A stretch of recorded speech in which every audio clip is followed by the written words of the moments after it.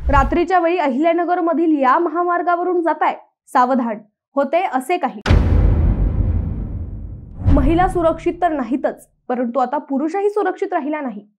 आता अहिल्यानगर मध्ये पुरुषांनाही रात्रीच्या वेळी सावधानरित्या बाहेर पडावे लागणार असल्याचे चित्र आहे। याचे कारण असे की रात्रीच्या वेळी महामार्गावर लूटमार करण्याच्या घटना वाढू लागल्यात। नुकतीच रात्रीच्या वेळी वाहन चालकाला रस्त्यात अडवून मारहाण करत लुटण्याची घटना नगर पुणे महामार्गावरील चास शिवारात घडली। धक्कादायक म्हणजे लूटमार करणारे अल्पवयीन होते। 19 मार्चला रात्री 12 वाजता घटना घडली। नगर तालुका पोलिसांनी वेगाने तपासणीचे चक्र फिरवत केडगाव येथील 3 आरोपींना त्याच दिवशी पहाटेच्या सुमारास पकडले। आरोपींमध्ये 2 अल्पवयीन मुलांचा समावेश आहे। याबाबत तौफिक शरीफ अन्सारी यांनी फिर्याद दिली आहे। ते त्यांचा कंटेनर घेऊन पुण्याहून नगरच्या दिशेने येत असताना चास शिवारात तिघांनी फिल्म स्टाईलने कंटेनर अडवला। त्यांनी तौफिक अन्सारी यांना मारहाण करत 7,000ची रोकड तसेच कागदपत्रे असलेली बॅग हिसकावून पळ काढला।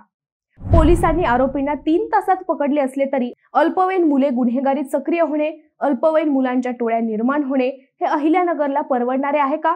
तुमचं मत कमेंट मध्ये नक्की कळवा।